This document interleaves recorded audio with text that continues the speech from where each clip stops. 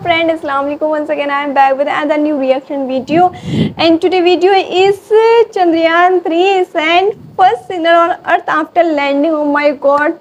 सबसे पहले तो ये बहुत ही प्राउड मोमेंट है इंडिया के लिए। यस, चंद्रयान 3 फाइनली लैंड हो चुका है। अभी नहीं, कुछ 3 दिन पहले, 3-4 दिन पहले। यस, बट हम first video as a reaction video ला रहे हैं चंद्रयान के ऊपर। So I am excited for this video, really and really excited.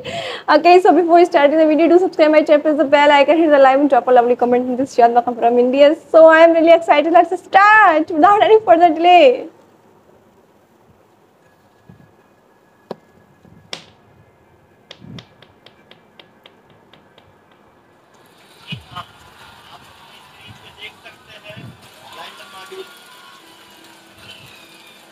People are applauding. Oh my God! Yeah! आदरणीय प्रधानमंत्री जी, sir, we have achieved soft landing on the moon. India is on the moon. 23rd August 2023. Finally, we did it. India moon के south pole पर land करने वाली पहली और US, Russia और China के बाद मून पर सॉफ्ट लैंडिंग करने वाली चौथी कंट्री बन चुकी है। और फ्रेंड्स, जैसे ही प्रज्ञान रोवर बाहर निकला, वैसे ही इसरो वालों ने रोवर के मून की सतह पर चलते ही एक बहुत ही बढ़िया पिक्चर भेजी है, जिसे मैं कुछ ही देर में रिवील करूंगा। वो इमेज देखकर हर भारतीय का सीना गर्व से चौड़ा हो जाएगा, because it is a proof that we are finally on moon. And you won't believe friends, but इस सक्सेस की छाप हमेशा चांद पर बनी रहेगी, क्योंकि जैसे ही प्रज्ञान रोवर सरफेस पर चलना शुरू करेगा, वो उस पर काव किए गए अशोका स्तंभ और इसरो के लोगों के इम्प्रिंट्स कुछ इस तरह से पीछे छोड़ेगा। इसरो के इस सक्सेस को देखकर इसमें इंडियन स्टार्टअप का इन्वेस्टमेंट्स कई गुना बढ़ गए। आई मीन, जहां पर 4 साल पहले सिर्फ 10 इंडियन स्पेस स्टार्टअप्स इसरो के मिशन में इन्वेस्ट कर रहे थे, वहीं पर अब ये आंकड़ा 140 पर आ चुका है। And not just this, बड़े-बड़े कंट्रीज लाइक जापान और यूके भी इसरो के साथ कोलैबोरेट करने के लिए तैयार हो चुके हैं। इस में उन्होंने इसरो के साथ 2 नए स्पेस मिशंस प्लान किए हैं, जिसकी वजह से हम ये बिल्कुल कह सकते हैं कि आज इंडिया के साथ-साथ बाकी सभी कंट्रीज को भी इसरो पर पूरा भरोसा है। और ये भरोसा था कि इंडिया पहली वो कंट्री बनने वाली है जो साउथ पोल पर सॉफ्ट लैंडिंग करने में सफल होगी। बट वेट फ्रेंड्स, ये सिनेरियो 4 दिन पहले ऐसा बिल्कुल भी नहीं था।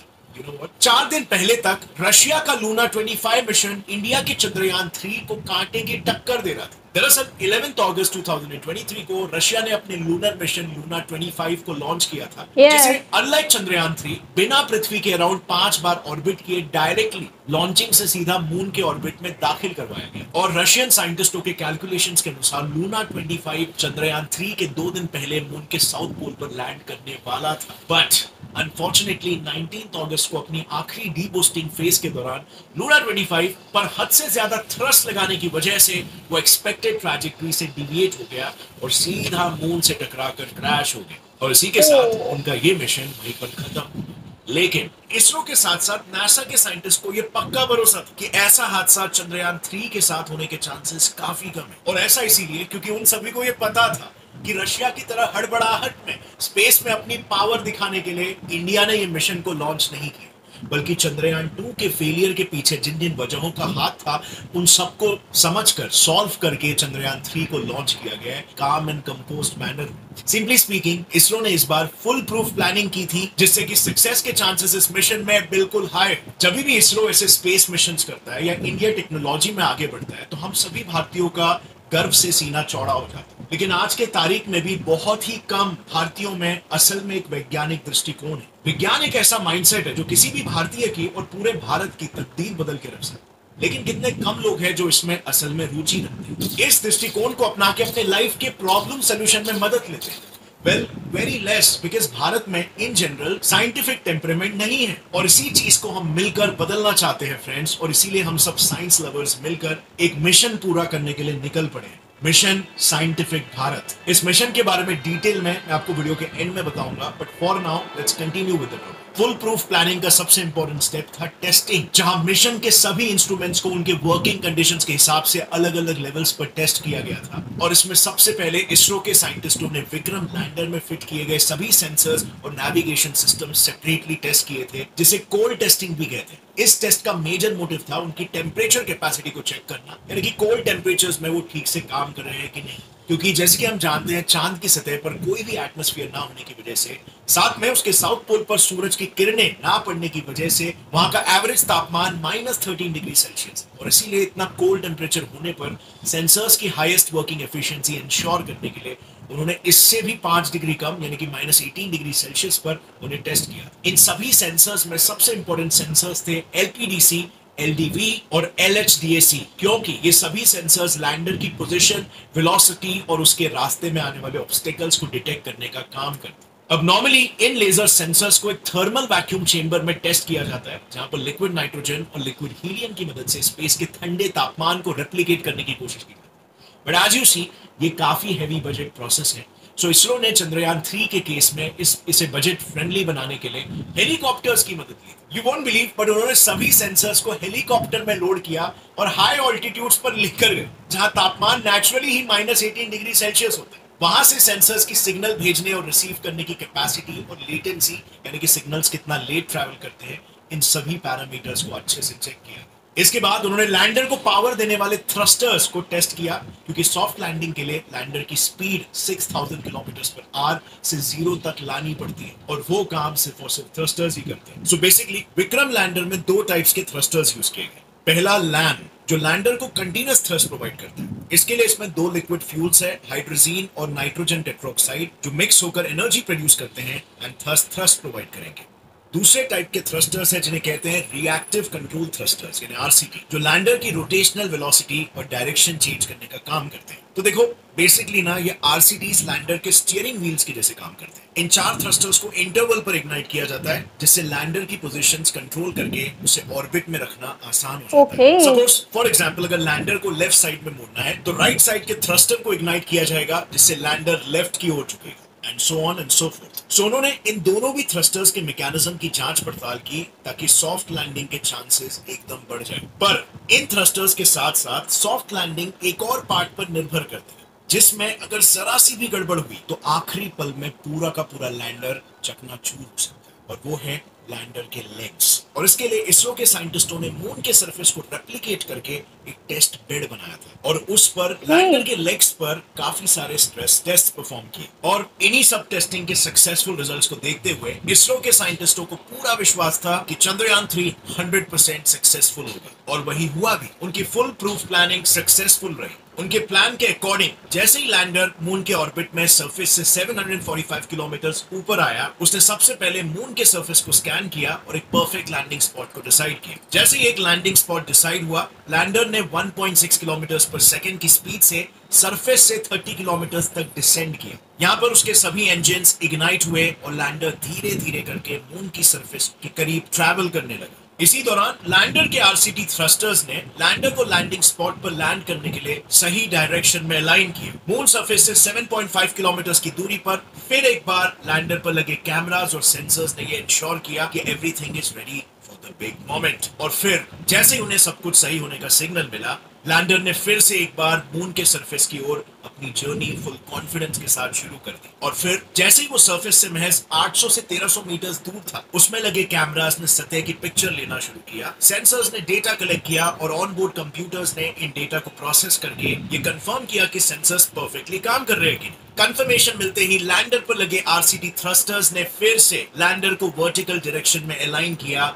For soft landing. जैसे जैसे वो नीचे आया, वैसे वैसे लैंडर के 4 लेग्स ने सॉफ्ट लैंडिंग की तैयारी कर ली। बेसिकली इन लैंडर लेग्स में माइक्रो स्टार और टचडाउन सेंसर्स लगे हैं, जिन्होंने मून के सतह की एलिवेशन और बम्प्स को स्कैन करके उसकी एक वर्चुअल मैपिंग की। उसके बाद इस मैपिंग के जरिए लेग्स में लगे हुए एक्चुएटर्स और इंक्लिनोमीटर्स ने उनके एंगल को एडजस्ट किया, ताकि जमीन से कांटेक्ट करते वक्त लैंडर का बैलेंस ना बिगड़े। अब ये सारे प्रिकॉशंस के बाद भी साइंटिस्टों को ये पता था कि जिस मोमेंट पर लैंडर लेग्स मून सरफेस से कांटेक्ट करेंगे, तब भी वो एक शॉक फोर्स एक्सपीरियंस करेगा, और इसी शॉक को विथस्टैंड करने के लिए लैंडर लेग्स में एरोप्लेन की तरह कुछ ऐसे शॉक एब्जॉर्बिंग डैम्पर्स लगाए गए थे, जो अप्रोक्सीमेटली 4000 न्यूटन्स का फोर्स एब्जॉर्ब कर सके। और बाय द वे, ये इतना फोर्स होता है कि अगर इस फोर्स से हम इंसान जमीन से टकराए तो हमारी सबसे मजबूत bone, that is the thigh bone, femur, वो तक टूट जाएगी। इन सभी एनालिसिस के बाद लैंडर मून सरफेस से 150 मीटर ऊपर पहुंचा, और उसने फिर से एक बार लैंडिंग स्पॉट की जांच पड़ताल की। जैसे ही उसे सब कुछ ठीक लगा, ऑनबोर्ड कंप्यूटर्स ने फाइनल डिसेंट का सिग्नल भेजा, और अगले 73 सेकेंड्स में ही लैंडर मून सरफेस पर लैंड हो गया। अब इसमें आप देख सकते हो फ्रेंड्स कि उन्होंने एक फुल प्रूफ प्लान बनाया था जिसमें गलती की कोई गुंजाइश नहीं थी और इसी प्लान को बखूबी एग्जीक्यूट करके चंद्रयान 3 ने एक नया विक्रम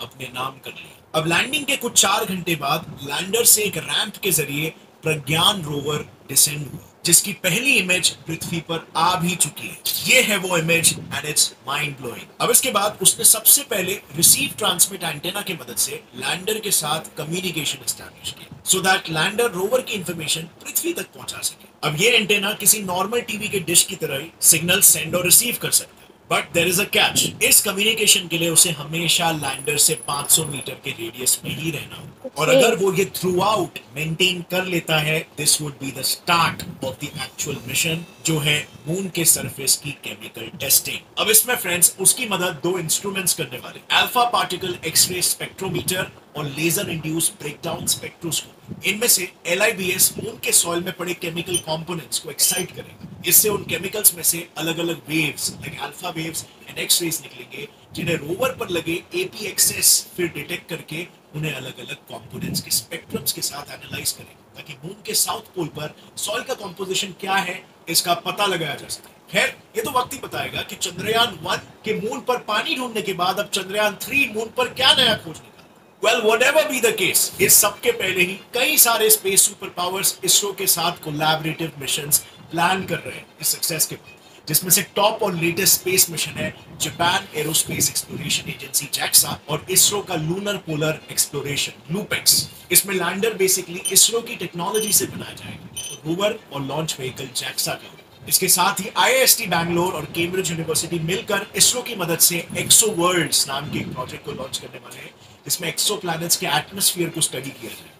और ये सब कुछ इसीलिए मुमकिन हो पा रहा है क्योंकि इसमें इसरो के साथ साथ कई सारे प्राइवेट इंडियन स्टार्टअप्स का भी कंट्रीब्यूशन है। ये स्टार्टअप्स ये पूरे के पूरे इंडियन स्पेस इकोसिस्टम को डेवलप कर रहे हैं और इनमें फोर फ्रंट पर है कंपनीज लाइक स्काईरूट, अग्निकुल कॉस्मोस, ध्रुवा स्पेस और बेलेट्रिक्स एरोस्पेस जिन्होंने by the way Vikram lander के डिजाइन डेवलपमेंट में काफी मदद की है। और सिर्फ इतना ही नहीं friends, MNCs like L&T, Godrej aerospace, Hindustan aeronautics उन्होंने भी चंद्रयान 3 के इस मिशन के लिए सिस्टम इंटीग्रेशन, लॉन्चिंग के लिए कुछ कंपोनेंट्स, थ्रस्टर्स, इंजन जैसी इंटीग्रल चीजें भी डेवलप की और इन्हीं सब के कंट्रीब्यूशन की वजह से ये मिशन इतने कम टाइम में इतने सटीक तरीके से एग्जीक्यूट कर पाना पॉसिबल होता है। बट वो बात अलग है, इसके वजह से इसरो का बजट स्लाइटली बढ़ रहा है जिसे गवर्नमेंट कंसिडर कर रही है और उन्होंने भी इसरो को थोड़ा ज्यादा बजट अलॉट किया which is great for ISRO and for us Indians as well. May be ये बजट इंक्रीमेंट थोड़ा पहले आया होता तो इसरो आज के तारीख में काफी सारे बड़े माइलस्टोन भी अचीव कर पाया होता। अब फ्रेंड्स जब भी इसरो ऐसे की माइलस्टोन्स को अचीव करता है इसमें हम सभी भारतीय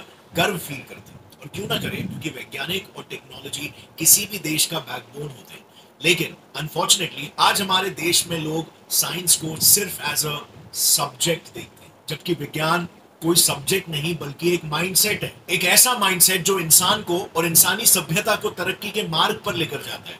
और इसीलिए ये हमारा मिशन है फ्रेंड्स कि हम इस देश में वैज्ञानिक दृष्टिकोण को इस कदर फैलाना चाहते हैं कि बच्चा बच्चा साइंस से प्यार करने लगे। इस मिशन को पूरा करने के लिए हमने एक डिस्कॉर्ड सर्वर बनाया है जिसके 3 मुख्य ऑब्जेक्टिव्स हैं। नंबर 1, कम्युनिटी मेंबर्स के ज्ञान और क्यूरियोसिटी के नीड्स को सेटिस्फाई करना।